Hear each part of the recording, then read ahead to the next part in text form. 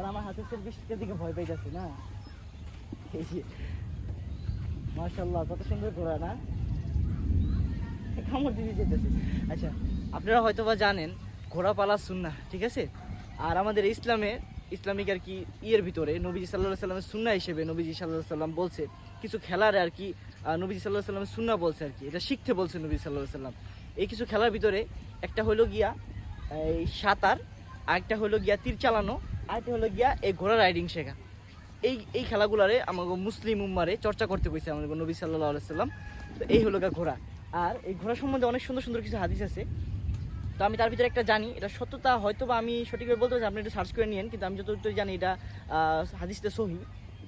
এই যে ঘোড়া আছে না, কিয়ামতের আগ অব্দি এই ঘোড়ার কপালে আল্লাহ তাআলা কল্যাণ লিখে রাখছে, ঠিক আছে। এই ঘোড়ার এতটাই আর কি কেউ যদি ঘোড়া নবী সাল্লাল্লাহু আলাইহি সাল্লামের সুন্নত হিসেবে পালে, যে আমার প্রিয় নবী হযরত মুহাম্মদ সাল্লাল্লাহু আলাইহি সাল্লাম পালতে বলছে, সেই নিয়ত করে যদি কেউ সুন্নত হিসেবে যদি এই ঘোড়া কেউ পালে, তাইলে এই কিয়ামতের দিন, ঠিক আছে, হাসরের মাঠে এই ঘোড়ার যত মলমূত্র ত্যাগ করবো, এই ঘোড়া পালনকালীন সময়ে যত মলমূত্র ত্যাগ করবো, এই সবগুলো আল্লাহ নেকিতে পরিণত করে তার আমল নামে লিখে দিব, সুবহানাল্লাহ। তো এই হলো ঘোড়া।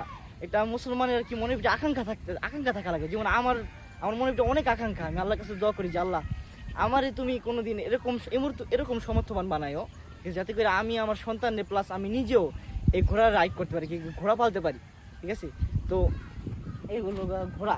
আর একটা কথা, যে শপের লেগা যদি কেউ পালে তাহলে কিন্তু এটা হইব না, ঠিক আছে। অনেকেই পালে শপের লেগা পারলে কিন্তু এই তার ঘোড়ার যে মলমূত্র এটা আমলের সাথে যুক্ত হইব না। কিন্তু যদি কেউ নবী সাল্লাল্লাহু আলাইহি ওয়াসাল্লাম সুন্নত হিসেবে যদি পালে, তাহলে এটা আমলে যুক্ত হবে। এই যে দেখেন ঘোড়াগুলা কিছুক্ষণ আগে ডাকছিল অনেক সুন্দর করে। এই যে আরেকটা আছে, এটা ফ্রেন্ডলি ঘোড়া।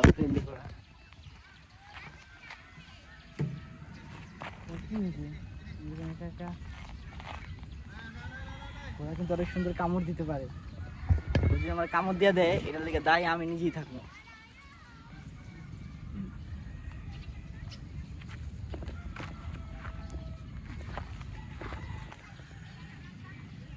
আমার প্রিয় নবী সাল্লাল্লাহু আলাইহি সাল্লাম কিন্তু ঘোড়ার চুল নিজের হাত দিয়ে সুন্দর করে আর কি করে দিত, সব কিছু জট ছাড়াই দিয়ে সুন্দর করে দিত ঘোড়া।